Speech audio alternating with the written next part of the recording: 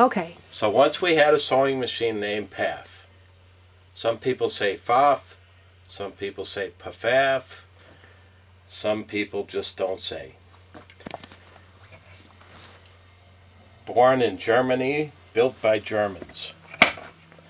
This particular model, 1471, arrived here at the Trauma Center basically because it's dead. So we're going to have a look-see and see what trouble we can get into. First, we'll start by looking at the serial number and the identification plate located on the back of the machine. This is it right in this area right here. As you can see, this is serial number 32549-170. It was produced in the first quarter of 1986, back in the olden days. So we're just going to have a look-see, see what damage there is here, and see what we can do about it. Right off, I see a couple of things. One is it's missing the two screws that hold the lid on. This probably means somebody's been in it. We're going to remove the stitch chart, and I also see the lens is missing on the program panel. The next thing we're going to check is the batteries. When they don't work, usually folks say, I found the problem. The batteries are dead. They've probably been dead for 20 years. And here they are. Voila. The battery date is December 2024. What this probably means is the user said, oh, that's what's wrong with it. I'll put new batteries in. I guess that wasn't it. So, we'll continue looking to see what's missing or broken. I see the presser foot is missing. The bobbin case is in it. Very nice. I'm going to remove the needle plate. Looks to be in good condition, all things considered. The next task is to get inside. This is the fun part. This is where you see all the ugliness.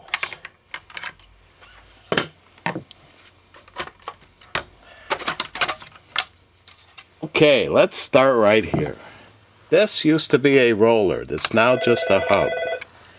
So we're going to need to replace that right away. Looks like the timing belt should be replaced. The belt will show signs of wear at every tooth,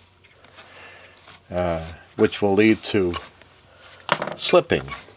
In this particular case, I don't think it is slipping, but we're going to add it to the list of things that we should replace if we're going to save this one. So we're going to plug this in now and see if we can get some smoke or sparks or something.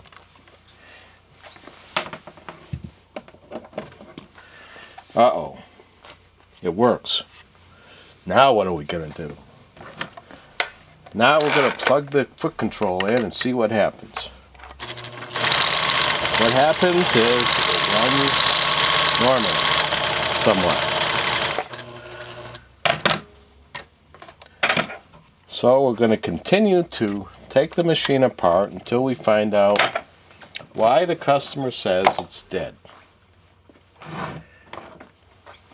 I'm going to start by taking the handle off.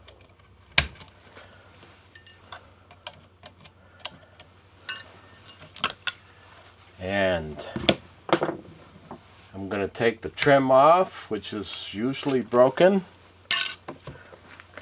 I'm going to take the tension unit off, which is usually gummed up with a bunch of crud. Now I'm going to take the base off, which is essentially the machine's computer.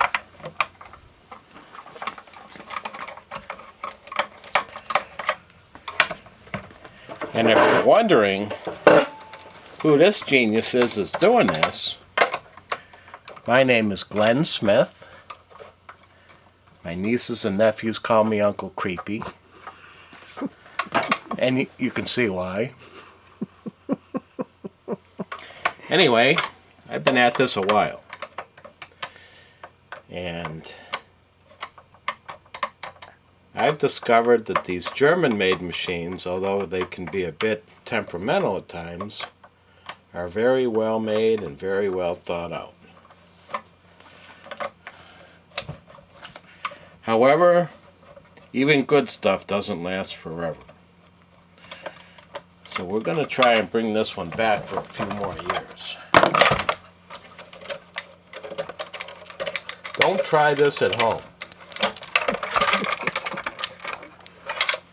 Or you can try it at home and we'll clean up the mess after. And oh, will it be messy. I always have a piece of wood here so I can actually hold it in place and know what I'm doing sometimes.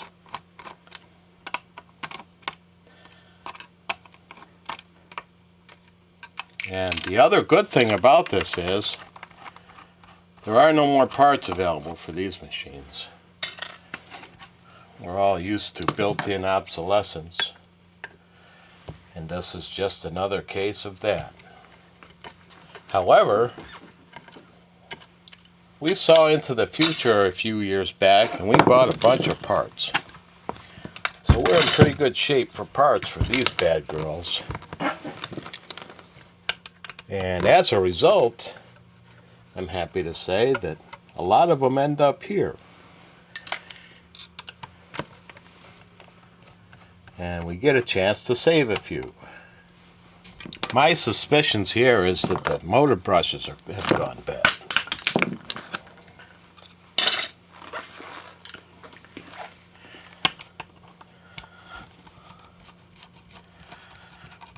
This particular series of machines had motor brushes that were woefully inadequate. And as I said, the Germans are a little stubborn.